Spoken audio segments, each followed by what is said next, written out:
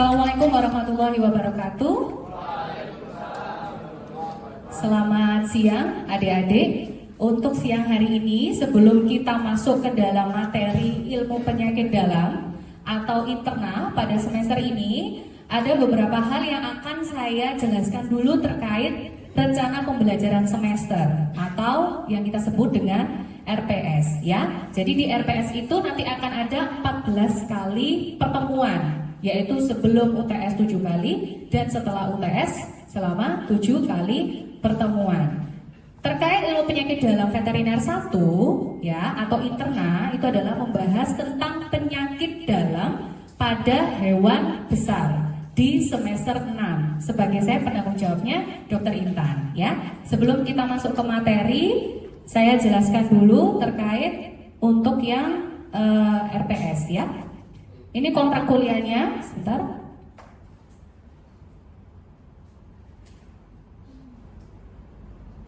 Ya, sudah kelihatan ya. Jadi ini kontrak kuliah untuk ilmu penyakit dalam veteriner 1 dari pertemuan pertama sampai pertemuan ke-14. Jadi nanti akan menjelaskan tentang respirasi, digesti, ya, masalah-masalah pernafasan, pencernaan, kemudian masalah sirkulasi pembuluh darah, ya, kemudian uropoetika, perkemihan, kemudian penyakit-penyakit pada bakteri, virus, parasit, dan jamur. Adakah di sini yang sudah mengetahui penyakit virus pada hewan besar? Salah satunya, ada yang mau angkat tangan? Yang mungkin pernah membaca penyakit virus pada hewan besar? Contohnya PMK, oke. Kemudian MCF, kemudian BEF, oke. Berarti ada beberapa kalian yang sudah mempelajari, ya. Kalau penyakit bakterial, contohnya apa saja? Ada brucellosis, kemudian ada black leg, kemudian apa lagi? Apa? Oke, erysipelas, kemudian parasit, contohnya babesiosis, distomatosis, trypanosomiasis. Nama lainnya trypanosoma apa adik-adik? Penyakit surah. Oke. Kalau jamur, contohnya ringworm. Ringworm itu kalau kita lihat di beberapa gejala itu terbentuk bentukan apa? Kalau pada sapi bentukan bulat, circumscribe, warnanya abu-abu ya. Oke, sekarang kita lanjutkan ya. Ini untuk contoh bacaan ya, daftar rujukan. Kemudian untuk bacaan-bacaan yang lain ya, silakan kalian mencari buku bacaan yang lain untuk menambah referensi ya. Oke, ini untuk yang kontrak kuliahnya. Jadi kemampuan yang diharapkan oleh adik-adik semester 6 ini setiap minggunya adalah bisa dilihat di deskripsi ini ya. Jadi mahasiswa itu sudah mampu menjelaskan dan mendiskusikan tentang diagnosa penyakit respirasi pada hewan besar di pertemuan pertama. Pertemuan kedua, kamu juga harus bisa mampu mendiskusikan ya tentang penyakit gangguan sistem respirasi lanjutan. Yang ketiga dan sampai ke-14 seterusnya sama, harus mampu mendiagnosa. Urutannya sebelum mendiagnosa kalian harus tahu apa dulu? Ayo, sebelum kamu mendiagnosa suatu penyakit, kalian harus tahu apa dulu? Gejala klinis, simptom, ya kan? Setelah tahu simptomnya, kamu melakukan pemeriksaan apa? Fisik. Setelah pemeriksaan fisik dilakukan pemeriksaan penunjang atau lab, ya. Kemudian baru menentukan 3 pembanding. Apa ini namanya? Diagnosa bandingnya dulu. Setelah itu baru diagnosa. Setelah diagnosa apa? Prognosis dulu. Setelah itu terapi ya. Jadi alurnya di internal seperti itu. Oke. Ini untuk yang kontrak ya. Oke, sampai akhir ya. Setelah itu kemudian UAS, ujian akhir semester. Oke. Kemudian kita lanjutkan ya. Di stop dulu nggak apa-apa. Saya kan sudah menjelaskan tentang perhitungan terapi cairan, ya. Masih ingat rumusnya apa saja? Yang pertama adalah kita harus tahu rumus defisit loss. Rumus dari defisit loss adalah derajat dehidrasi dikali berat badan dikali 1000 mili. Oke, sekarang kita yang pertama, setelah tahu derajat dehidrasi, kita kalikan BB dikali 1000. Sedangkan maintenance-nya adalah 30 dikali berat badan ditambah 70. Ada berapa derajat dehidrasi? Silakan yang mau angkat tangan. Derajat dehidrasi ada berapa macam? Ya, silakan. Ada 4, apa saja, Francisca?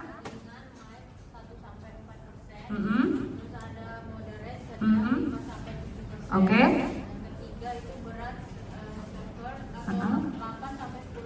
Oke, yang shock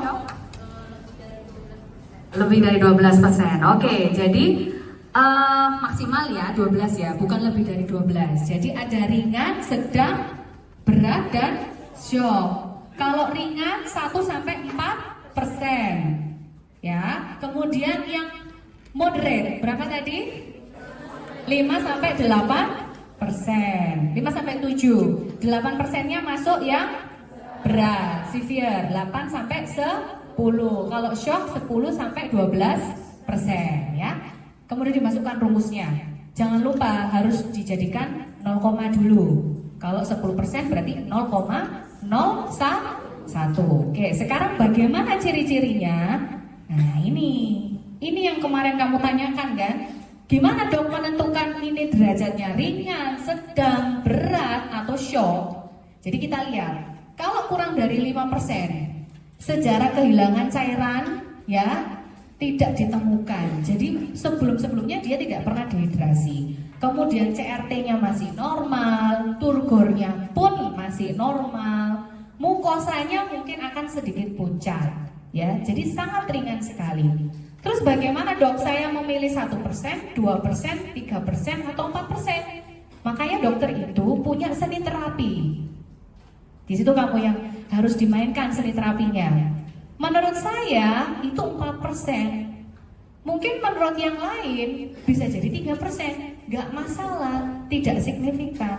Kecuali kamu, misalkan ya, saya 5%. Kamu ngasihnya 8%, ya itu kan sudah beda penggolongannya. Paham ya sampai sini ya? Oke, kemudian yang ke-6 ya, 6% itu seperti apa? Membran mukosa mulut kering. Ya, selain kering, dia tidak terengah-engah. Jadi nafasnya tidak cepat. Nafas cepat itu istilah medisnya apa? Kelas C.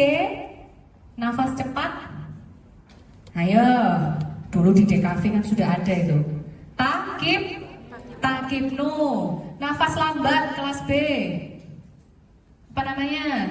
Bradipnu. Sesak nafas kelas apa namanya? Dipsnu. Kalau tidak bernafas namanya apa? Apnea, tidak bernafas. Apnea. Ya. Tak ulangi lagi. Kalau nafasnya cepat tadi namanya apa kelas C? Takipnu. Nafasnya lambat kelas B? Bradipnu. Kalau tadi sesak nafas? Dipsnu. Kalau tidak bernafas? Apnea. Seperti itu ya. Tak balik sekarang. Kalau detak jantung cepat kelas apa? Takikardi. Detak jantung lambat? Tidak ada detak jantung. Apa? Bukan apnea ya. Apa coba? Nggak tahu ya. Ya namanya sudah beda soalnya. Kalau sudah tidak ada pulsasi detak jantung namanya cardiac arrest. Gitu ya. Cardiac arrest itu sudah tidak ada detak jantung, artinya henti jantung. Oke, sekarang kita ke yang 7. Turgor kulit menurun ringan sampai sedang. Ya. Kemudian membran mukosanya kering. Takikardi, apa tadi takikardi? Satu orang. Takikardi. Detak jantung cepat. Oke. Kemudian yang 10, turgor kulit sedang sampai berat. Berapa standarnya turgor kulit? Ya, kurang dari 2 detik. Di mana kita periksa turgor? Hah? Di mana periksa turgor? Apa? Kok nggak ada yang jawab? Kelas C, di mana periksa turgor? Di tengkuk. Gimana tengkuknya? Diapakan tengkuknya? Diapakan tengkuknya? Niko, diapakan tengkuknya Niko? Hah? Ditekan. Ditekan, terus diapakan? Kelas B, periksa turgor gimana? Diapakan Dwi? Dicubit, oke. Area kulit tengkuk, kemudian dilepas, oke. Dan turgor ya. Sekarang kalau capillary refill time, kelas A, ngeceknya di mana? Di gusi, gusinya diapakan? Ditekan. Awas ya, sampai saya menemukan ada yang nggak tahu cek CRT. Kenapa? Karena itu saya kecewa. Kenapa kuisnya kok ada yang 0 nilainya? Kok banyak yang di bawah 60? Padahal kasus-kasus yang saya keluarkan kemarin adalah kasus yang kamu pelajari. Ya kan? Saya nggak ngasih kasus yang lain loh. Kamu saya minta untuk memperhatikan gambar. Di gambar itu sudah mewakili yang video kemarin. Ternyata masih ada yang salah mendiagnosa. Ya, itu saya kok, waduh kok banyak sekali nih. Lebih dari 50% loh. Yang hair, sudah dilihat ya nilainya. Yang saya kasih merah-merah itu ya. Sampai jumpa hari Jumat ya. Oke. Sekarang kita masuk ke ini ya, gejala klinis dehidrasi. Ada 8 poin. Ini untuk membreakdown dia ringan, sedang, berat. Ya, kita mulai dari organ tertentu. Yang pertama, kita lihat CRT-nya dulu, berarti gusinya. Ya, kalau ringan berarti 2 detik. Kalau sedang 2 sampai 4 detik. Kalau berat berarti lebih dari 4 detik. Gimana dok caranya, masa didetiki? Ya pakai feeling. Ya, nanti kalau kamu terbiasa ketemu pasien sudah tahu ini ketemunya berapa, ya. Kalau sekarang boleh pakai timer. Kemudian membran mukosa yang ringan itu masih normal. Kalau yang sedang sedikit anemis. Apa itu anemis kelas B? Anemis. Anemia. Berarti kalau anemia apa? Pucat, ya. Itu disebut anemis, ya. Kemudian kalau berat anemis berarti anemia, gitu ya. Kemudian air mata. Kelas C, nama lainnya air mata apa? Satu orang, nama lainnya air mata apa? Lakrimasi, pinter. Siapa yang jawab tadi? Siapa? Ilham.